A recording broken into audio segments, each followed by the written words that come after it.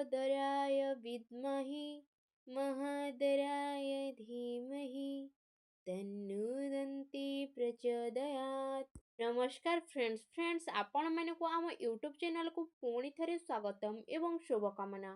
मु प्रथमे से श्री गणेशଙ୍କ पाखरे आपण मानक पाइंगिना प्रार्थना जणाउछि। आजिर ए भिडियो रे मु आपण मानकु कहिबाकु जाउछि कि डिसेंबर 9 एवं 10 तारिखर दिनटी अर्थात एही आगामी 2 दिन आपण मानकर ए दिन किपरि भाबरे साब्यस्त मध्य हेबो एवं ता सहित आपण माने किपरि भाबरे आजिर दिन को आपण माने प्लानिंग मध्य करिनेबे।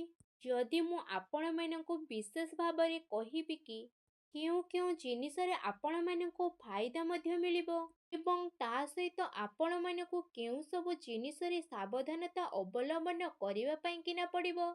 आपण मानकर लव लाइन किपरि भाबरे रहिबो, क्यारियर किपरि भाबरे रहिबो आउ ता सहित बिजनेस एवं व्यापार मध्य किपरि भाबरे रहिबो एवं सबुठु गुरुत्वपूर्ण आपण मानको स्वास्थ्यर किछि महत्वपूर्ण इन्फॉर्मेशन मध्य मु आपण मानको जणेबी। आउ ए वीडियो शेष रे मु आपण मानको ए दिनटे केमिति अतिबाहित करिवे से विषय रे मु आपण मानको किछि उपाय मध्य कहिबी जहा द्वारा आपण माने ए दिन को बहुत ही भल भाबरे कटि परिबे। तेणु सबुदिन परी वीडियो आरंभ करिबार पूर्वरु आपण मानकु मोर गोटे रिक्वेस्ट कि आपण माने जदि ए चैनल रे नुआ अछंती तेबे एबे ही जाई कि सब्सक्राइब करंतु एवं पाखरे थिबा बेल आइकन को मध्य क्लिक करंतु जहा फल रे समय समय रे समस्त वीडियो रो नोटिफिकेशन आपण मानकु ही सर्वप्रथमे मिली जिवो।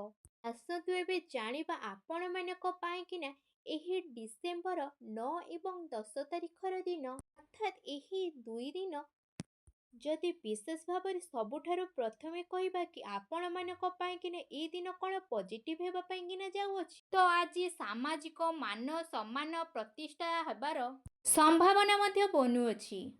ସେଥିପାଇଁ ଆପଣମାନେ ପ୍ରୟାସର ସଫଳତା ମଧ୍ୟ ପ୍ରାପ୍ତ ହୋଇପାରିବେ। ତା ସହିତ ଆପଣମାନେ ଗୋଟେ ସମଝଦାର ବ୍ୟକ୍ତି ମଧ୍ୟ ଅଟନ୍ତି ଯେଉଁଥିପାଇଁ କି ଆପଣମାନେ ସମୟ ପୂର୍ବରୁ ସବୁ କାର୍ଯ୍ୟକୁ କରିବା ପାଇଁ କି ଚେଷ୍ଟା ମଧ୍ୟ କରିବେ। ସେହି କାରଣରୁ ଆପଣମାନଙ୍କୁ ସମସ୍ତ ପ୍ରକାରର ସୁଖ ସମ୍ବାଦ ମଧ୍ୟ ମିଳିବା ପାଇଁ କି ଯାଉଛି।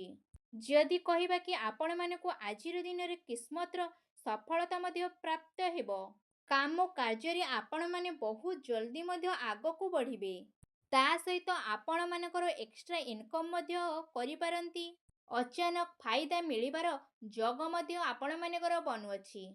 ଆପଣମାନଙ୍କୁ ଭାଗ୍ୟର ସାଥ ଅନେକ ପ୍ରକାରରେ ମିଳିବ। ପଇସାର କାମ କାର୍ଯ୍ୟ ମଧ୍ୟ ଏହି ଦିନ ମାନଙ୍କରେ ଆପଣମାନେ କରିନେବେ ଏବଂ ଅଫିସ ଏହି ଦୁଇଟି ଜିନିଷରେ ଆମେ ଯଦି କହିବା ଚିନ୍ତା ଆପଣମାନଙ୍କର ଦୂର ମଧ୍ୟ ହେବ। ନୂଆ ଦିଲଜେସ୍ ଲୋକମାନଙ୍କ ସହ ମିଶିବାର ଆପଣମାନଙ୍କର ଯୁଗ ମଧ୍ୟ ବନୁଅଛି। ତା ସହିତ ଆର୍ଥିକ ସ୍ଥିତିର ଯୋଗ ମଧ୍ୟ ବନୁଅଛି।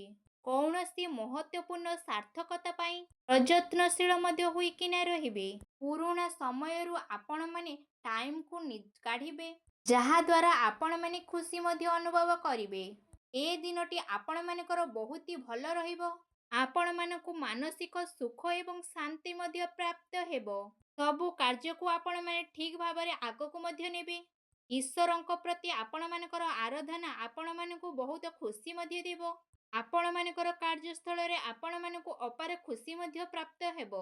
ତା ସହିତ ଆପଣମାନଙ୍କୁ ଚାକିରି କ୍ଷେତ୍ରରେ କୌଣସି ନୂଆ ଜାଗାକୁ ଯିବାକୁ ପଡ଼ିବ ଯାହାଦ୍ୱାରା ଆପଣମାନେ ବହୁତ ଖୁସି ମଧ୍ୟ ପ୍ରାପ୍ତ ହେବ। ଏହା ସହିତ ଆପଣମାନେ କୌଣସି ଧାର୍ମିକ ସ୍ଥାନକୁ ମଧ୍ୟ ଯାଇପାରନ୍ତି। ଆଜିର ସମୟ ଆପଣମାନଙ୍କ ସପକ୍ଷରେ ମଧ୍ୟ ରହିବ। ପ୍ରକୃତି ଆପଣମାନଙ୍କ ସାଥିରେ ମଧ୍ୟ ରହିବ ଯାହା କାରଣରେ ଆପଣମାନେ ଖୁସି ମଧ୍ୟ ହେବେ। ଆସନ୍ତୁ ଏବେ ଜାଣିବା ଆପଣମାନଙ୍କ ପାଇଁ ଏହି 2 ଦିନରେ କ'ଣ ସବୁ ନେଗେଟିଭ ରହିବ। ଏହି 2 ଦିନରେ ଆପଣମାନଙ୍କ ମନକୁ ନକାରାତ୍ମକ ମନୋବୃତ୍ତି ଆସିବାରୁ ମନରେ ହତାଶ ଭାବ ମଧ୍ୟ ଆସିବ। ଅନୈତିକ କାର୍ଯ୍ୟରେ ଆପଣମାନଙ୍କ ବିଶେଷ ଭାବରେ ଆପଣମାନଙ୍କର ଉତ୍ଥାନ ପତନ ମଧ୍ୟ ଆସିପାରେ। ଯଦି ସମ୍ଭବ ହେଇପାରୁଛି ତେବେ ତାଠୁ ଦୂରେଇ ମଧ୍ୟ ରୁହନ୍ତୁ। କାର୍ଯ୍ୟଭାର ଆପଣଙ୍କ ମାନଙ୍କ ଉପରେ ଅତ୍ୟଧିକ ରହିବା କାରଣରୁ ମାନସିକ ଅସୁସ୍ଥତା ମଧ୍ୟ ଦେଖାଦେବ। ସନ୍ତାନମାନଙ୍କ ପ୍ରତି ଆପଣମାନଙ୍କର ଚିନ୍ତା ମଧ୍ୟ ଏହି ଦିନ ମାନଙ୍କରେ ବଢ଼ିଯିବ। ତା ସହିତ ଆପଣମାନଙ୍କର ଆମଦାନୀ ମଧ୍ୟ ଭଲ ରହିବ।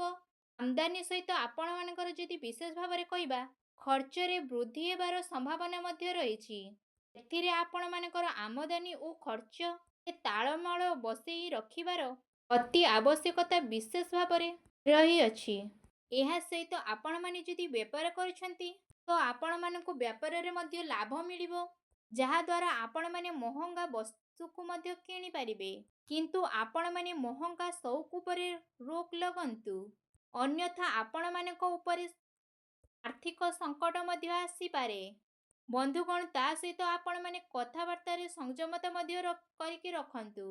ଆପଣମାନେ ଯେଉଁ କ୍ରୋଧରେ କହିଥିବା କଥା ତାହା ମନରେ ମତଭେଦ ମଧ୍ୟ ଉତ୍ପନ୍ନ କରିପାରେ, ଆଉ ଅନ୍ୟ ଦ୍ୱାରା ରଖିଥିବା ଉପେକ୍ଷା ମଧ୍ୟ ଆପଣମାନଙ୍କ ପାଇଁ କିଛି ପ୍ରୋବ୍ଲେମ ମଧ୍ୟ ନେଇକି ଆସିପାରେ। ଆସନ୍ତୁ ଏବେ ଜାଣିବା ଆପଣମାନଙ୍କର ଏହି 2 ଦିନର ଲଭ୍ ଲାଇନ୍ କିପରି ଭାବରେ ରହିବ। ଯଦି କହିବା ଆପଣମାନଙ୍କୁ ବହୁତ ଧୈର୍ଯ୍ୟର ସହ ଆପଣମାନଙ୍କୁ କାମ ମଧ୍ୟ କରିବାକୁ ପଡ଼ିବ। ପ୍ରତ୍ୟେକଟି କାର୍ଯ୍ୟ କରିବା ପୂର୍ବରୁ ଆପଣମାନେ ଭାବି ଚିନ୍ତିକିନା ଆଗକୁ ବଢ଼ନ୍ତୁ, ଯାହାଦ୍ୱାରା ଆପଣମାନେ ସୁଖ ଦାମ୍ପତ୍ୟ ଜୀବନ କଟି ପାରିବେ। ଏହା ସହିତ ଆପଣମାନଙ୍କର ଜୀବନ ସାଥୀମାନଙ୍କ ସହିତ ଲାଭ ମଧ୍ୟ ମିଳିବ। ଲଭ୍ ଲାଇନ୍ କ୍ଷେତ୍ରରେ ଆପଣମାନଙ୍କୁ ସକାରାତ୍ମକ ବିଶେଷ ଭାବରେ ମଧ୍ୟ ମିଳିବ। ମାନସିକ ଚିନ୍ତା ପରେ ମଧ୍ୟ ଆପଣମାନେ ଖୁସି ରହିବାକୁ ଚେଷ୍ଟା ମଧ୍ୟ କରିବେ। ତା ସହିତ ଯଦି କହିବା ଆପଣମାନଙ୍କ ଜୀବନସାଥୀମାନଙ୍କ ସହିତ ଆପଣମାନଙ୍କର ମଧୁର ସଂଯମତା ମଧ୍ୟ ଆସିବ, ଯେଉଁ କାରଣରୁ ଆପଣମାନଙ୍କ ଖୁସିର ମାହୋଲ ମଧ୍ୟ ବନିବ। ଲଭ୍ ମ୍ୟାରେଜ୍ ପାଇଁ ଆପଣମାନଙ୍କର ଇଚ୍ଛୁକ ମଧ୍ୟ ରହିବ, ଯାହାଦ୍ୱାରା ଆପଣମାନେ ବିବାହ ପାଇଁ ମଧ୍ୟ ନିର୍ଣ୍ଣୟ ନେଇନେବେ। ଆସନ୍ତୁ ଏବେ ଜାଣିବା ଆପଣମାନଙ୍କର ଏହି 2 ଦିନରେ ବ୍ୟବସାୟ ଏବଂ କ୍ୟାରିୟର କିପରି ଭାବରେ ରହିବ। ଏ ଦିନ ଆପଣମାନଙ୍କ ପାଇଁ ବହୁତ ଭଲ ରହିବ। କାରବାର ଆପଣମାନଙ୍କର ଭଲରେ ଚାଲିବ ଏବଂ ଧନ ଲାଭର ସ୍ଥିତି ମଧ୍ୟ ରହିଅଛି। କିନ୍ତୁ କାର୍ଯ୍ୟଭାରର ଅଧିକତା ଯଦି ରହିବ, ଯାହା ପାଇଁ ଆପଣମାନଙ୍କର ଦିନ ଦୌଡ଼ା ଦୌଡ଼ିରେ ମଧ୍ୟ କଟିବ। ଯଦି ଆପଣମାନେ ଚାକିରି କରିଛନ୍ତି, କୌଣସି ନୂଆ ଯୋଜନା ପାଇଁ ନିବେଶ କରୁଛନ୍ତି, ତ ସେସବୁରୁ ଆପଣମାନଙ୍କୁ ସଫଳତା ମଧ୍ୟ ପ୍ରାପ୍ତ ହେଇଯିବ। ସମୟ ଅନୁସାରେ ଆପଣମାନଙ୍କୁ ଆଗକୁ ମଧ୍ୟ ବଢ଼ିବା ପାଇଁକି ପଡ଼ିବ, ଯାହା ଆପଣମାନଙ୍କ ପାଇଁ ଅବଶ୍ୟ ଲାଭ ମଧ୍ୟ ସିଦ୍ଧ ହେବ। ଏହା ସହିତ ଯଦି କହିବା ଆପଣମାନଙ୍କର କେତେକ ଲୋକମାନଙ୍କ ସହିତ ସମ୍ପର୍କ ମଧ୍ୟ ବଢ଼ିବ। ମନୋରଞ୍ଜନର କେତେକ ସାରା ଅବସର ମଧ୍ୟ ଆପଣମାନଙ୍କୁ ମିଳିବ, ଯାହାଦ୍ୱାରା ଆପଣମାନଙ୍କୁ ଖୁସି ହିଁ ଖୁସି ମିଳିବ। ପରିବାରର ସହିତ ଆପଣମାନଙ୍କର ଟାଇମକୁ ବହୁତ ମାତ୍ରାରେ ସ୍ପେଣ୍ଡ ମଧ୍ୟ କରିବେ, ଯେଉଁ କାରଣ ପାଇଁ ଆପଣମାନଙ୍କୁ ପରିବାରର ସହଯୋଗ ମଧ୍ୟ ପ୍ରାପ୍ତ ହେବ। ସଫଳତା ପାଇଁ ଆପଣମାନେ ଅଧିକ ପରିଶ୍ରମ ମଧ୍ୟ ଏହି ସମୟରେ କରିବେ। ପିଲାମାନଙ୍କ ପାଇଁ ମଧ୍ୟ ଏହି ସମୟ ବହୁତ ମାତ୍ରାରେ ଭଲ ରହିବ। ଆସନ୍ତୁ ଏବେ ଜାଣିବା ଆପଣମାନଙ୍କର ସ୍ୱାସ୍ଥ୍ୟ କିପରି ଭାବରେ ରହିବ। ଯଦି କହିବା ଏହି 2 ଦିନରେ ଆପଣମାନଙ୍କୁ ଭାଇରସ୍ ରୋଗ ହେବାର ସ୍ଥିତି ମଧ୍ୟ ରହୁଛି, ସେଥିପାଇଁ ଆପଣମାନେ ସ୍ୱାସ୍ଥ୍ୟକୁ ଖ୍ୟାଲ ରଖିବାର ବିଶେଷ ଧ୍ୟାନ ମଧ୍ୟ ଦେବା ପାଇଁକି ପଡ଼ିବ। ଏ ଦିନରେ ଆପଣମାନେ ଖାଦ୍ୟପେୟ ଉପରେ ଆପଣମାନଙ୍କର ତଦାରଖ ମଧ୍ୟ ରଖନ୍ତୁ। ନିଜର ଦିନଚର୍ଯ୍ୟାକୁ ଠିକ୍ ଭାବରେ ସଠିକ୍ ଭାବରେ କରିକି ରଖନ୍ତୁ। ଏହା ସହିତ ଆପଣମାନେ ନିଜର ସ୍ୱାସ୍ଥ୍ୟକୁ ଆହୁରି ଅଧିକ ମାତ୍ରାରେ ଭଲ ରଖିବା ପାଇଁ ପ୍ରତ୍ୟେକ ଦିନ ଯୋଗ କରନ୍ତୁ, ବ୍ୟାୟାମ କରନ୍ତୁ, ଯାହାଦ୍ୱାରା ଆପଣମାନେ ସୁସ୍ଥ ମଧ୍ୟ ରହିପାରିବେ। ଆସନ୍ତୁ ଏବେ ଜାଣିବା ଆପଣମାନଙ୍କ ପାଇଁ ଏହି 2 ଦିନରେ କ'ଣ ସବୁ ଉପାୟ ମଧ୍ୟ ରହିଛି।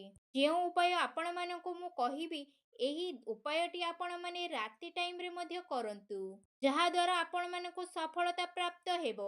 ଏହି ଉପାୟଟି କେବଳ ରାତିରେ ଶୋଇବା ପୂର୍ବରୁ ହିଁ କରନ୍ତୁ।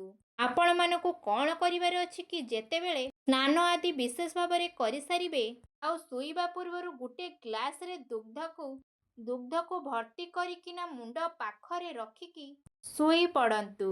ଏହାପରେ ଆପଣମାନେ ସକାଳେ ଉଠନ୍ତୁ ଏବଂ ସ୍ନାନ ଆଦି କରିସାରିଲା ପରେ ସେ ଦୁଗ୍ଧକୁ କୌଣସି ଅଶ୍ୱତ୍ଥ ବୃକ୍ଷରେ ସବୁତକ ଦୁଗ୍ଧକୁ ଢାଳି ଦିଅନ୍ତୁ। ଏପରି କରିବା ଦ୍ୱାରା ଆପଣମାନଙ୍କୁ ଶୁଭ ଫଳ ପ୍ରାପ୍ତ ହେବ। ଏହି ଉପାୟଟି କରିବା ଦ୍ୱାରା ଶ୍ରୀ ଗଣେଶଙ୍କର ଆଶୀର୍ବାଦ ଆପଣମାନଙ୍କୁ ପ୍ରାପ୍ତ ହେବ।